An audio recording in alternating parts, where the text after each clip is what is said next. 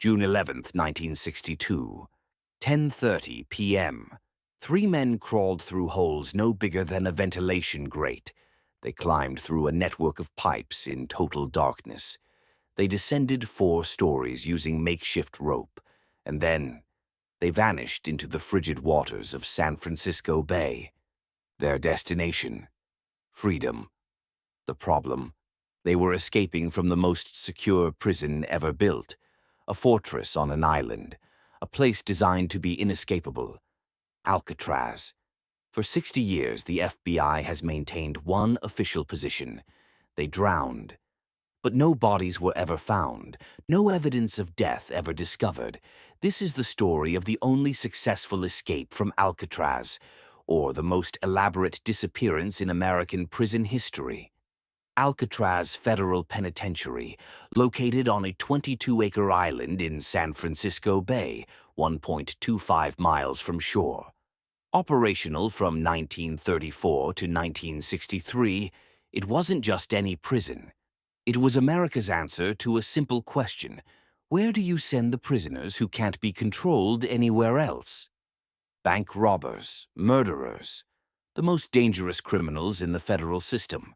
The water temperature around Alcatraz averages 50 to 55 degrees Fahrenheit. The currents are treacherous, moving at speeds up to 7 miles per hour.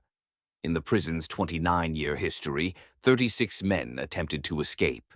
Official record: 0 successful escapes, 17 recaptured, 7 shot and killed, 2 drowned. Until June 11th, 1962. Meet the 3 men who would attempt the impossible. Frank Morris, criminal mastermind with an IQ of 133, genius-level intelligence, arrested for his first crime at age 13. By 1960, he'd escaped from prisons in Louisiana and Georgia. The FBI considered him one of the most cunning criminals they'd ever encountered. John Anglin, bank robber. Along with his brother Clarence, he'd pulled off multiple heists across the South. The Anglin brothers were inseparable partners in crime since childhood. Clarence Anglin, John's younger brother. Like Frank, he had a history of escapes. He'd broken out of jail while awaiting trial in Alabama. All 3 shared one thing: they refused to accept that Alcatraz was inescapable. The plan began in December 1961. Frank Morris, the strategist, noticed something the guards had overlooked: the air ventilation grates in their cells. These weren't decorative. They were 6 inches by 9 inches, connected to an unguarded utility corridor that ran behind the entire cell block, a corridor that led to the roof. But there was a problem. The grates were made of hardened steel, secured with concrete. Removing them would take months, and any noise would alert the guards during their routine checks. Morris had a solution: the tools. Using sharpened spoon handles stolen from the cafeteria, they began slowly chipping away at the concrete around the vents. But spoons weren't enough. They needed something stronger. Enter Alan West, their 4th conspirator and cellmate. West worked in the prison maintenance shop. He had access to something invaluable: a vacuum cleaner motor that had been discarded. The motor could be modified into a drill. Slow, primitive, but functional. The cover: they needed to hide their work. During recreation time, they stole materials: cardboard, soap, toilet paper, and, most critically, paint. Real human hair gathered from the prison barber shop. With these materials, they created something extraordinary: dummy heads, papier-mâché masks painted to look like sleeping inmates, topped with real hair. These weren't crude decoys. They were works of art, lifelike enough to fool guards during their nightly head counts when they'd shine flashlights into cells. The noise: every night they chipped away at the concrete. But the sound: how could they hide the scraping, the grinding? Morris noticed the prisoners were allowed to play musical instruments during recreation time. Accordion music echoed through the cell block every evening. They coordinated their work with the music. When the accordion played, they chipped. When it stopped, they stopped. For 6 months this continued. every single night. The raft. Escaping the cell block was only step one. They still had to cross 1.25 miles of freezing water with deadly currents. From the prison raincoat workshop, they stole over 50 raincoats. Using heat from the steam pipes, they sealed the raincoats together to create a makeshift raft and life vests. They tested the seals with water. Primitive, but watertight. The final pieces. By May 1962, they'd enlarged the ventilation holes enough to squeeze through. They'd scouted the utility corridor dozens of times. They knew the guard rotations down to the minute. They selected their date, June 11th, 1962. The day before, one final check. Everything was ready. Except for one man, Alan West, the fourth conspirator. His ventilation hole wasn't quite wide enough. He assured the others he'd finish in time. He was wrong. June 11th, 1962, 9:30 p.m. Lights out. The guards conducted their head count. Each cell checked, each prisoner accounted for. What they didn't know, 3 of the inmates they counted weren't men. They were dummy heads. Frank Morris, John Anglin, and Clarence Anglin were already in the walls. 10 p.m. The 3 men crawled through the ventilation holes into the utility corridor behind the cells. In complete darkness, they climbed the pipe's 3 stories up to the roof. Alan West. He was still in his cell, frantically trying to widen his hole. He'd fallen behind. The concrete wouldn't break. The others couldn't wait.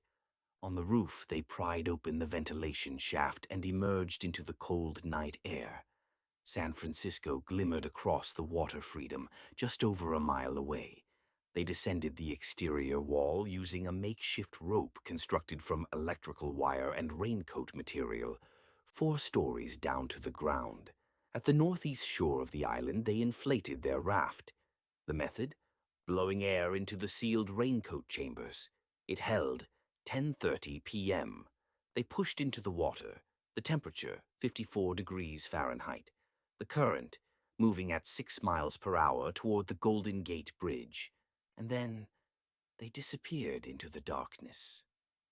June 12th, 1962, 7 a.m.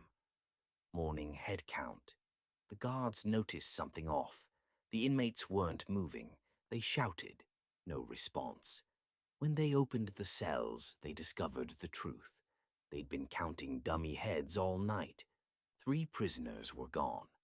Within an hour, the largest manhunt in San Francisco history was underway. What the FBI found in the utility corridor, the modified vacuum cleaner drill, spoon handles sharpened into chisels, and detailed notes about guard schedules. On the roof, evidence of the ventilation shaft, pry marks. At the shoreline, footprints leading to the water's edge, paddle marks in the sand, and floating in the bay 2 days later, a paddle. Pieces of raincoat material, a wallet wrapped in plastic containing photos and addresses. The wallet belonged to Clarence Anglin. But no bodies, no raft, no definitive proof of death. Alan West's confession. The 4th man, Alan West, never made it out. After hours of chipping, he finally broke through his ventilation hole, but by then the others were long gone. Facing certain punishment, West confessed everything to the FBI. The plan, the route, the destination.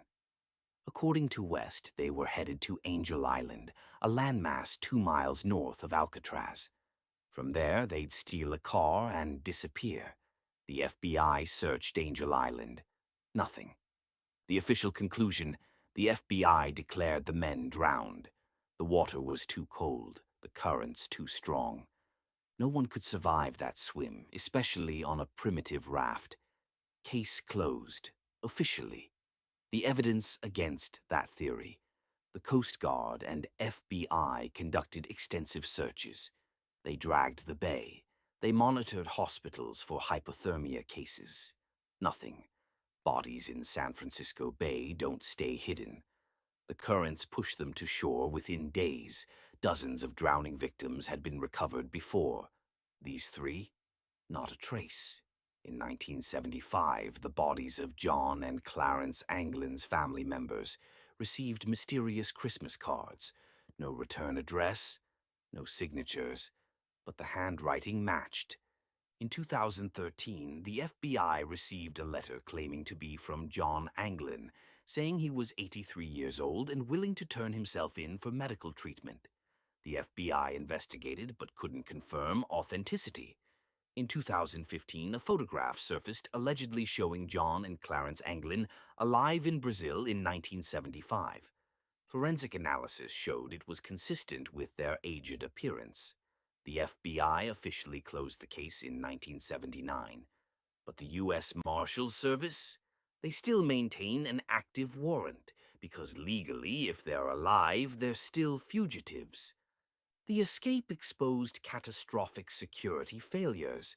Within a year, Alcatraz was shut down.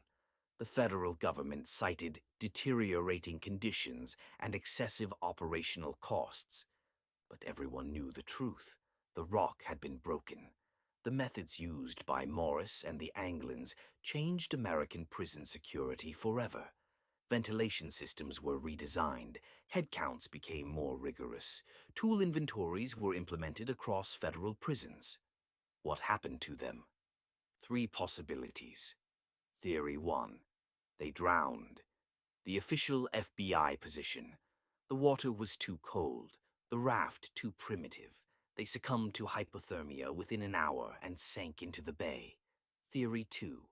They made it to Angel Island and beyond. They survived the crossing, reached Angel Island, stole a car, and disappeared into new lives with new identities, perhaps in South America, perhaps in plain sight. Theory 3. They made it to shore but not together. One or two survived, the others didn't. The survivors kept silent to avoid capture. They're out there, living under assumed names, knowing that speaking out means life imprisonment. What do I think? Here's what we know for certain. They had a genius-level plan. They executed it flawlessly. They fooled the guards for hours, and they vanished without a trace. The FBI's conclusion relies on one assumption, that the escape failed because survival seemed impossible. But Frank Morris had escaped from two other prisons. The Anglin brothers had done the same. These weren't amateurs. They were specialists. If anyone could beat the odds, it was them. And maybe, just maybe, they did. The Alcatraz escape remains one of the greatest unsolved mysteries in American criminal history. Escape, disappearance, death? We may never know for sure. But one thing is certain. On June 11th, 1962, three men looked at the impossible and decided to try anyway. This is Beyond the Bars, where we go deeper than the headlines, where we explore the planning, the execution, the investigation, and the aftermath. If you want more stories like this, prison escapes, crime investigations, and unsolved mysteries, subscribe and hit the notification bell. New episodes every week. What do you think happened to Frank Morris and the Anglin brothers? Let me know in the comments. I'll see you in the next one.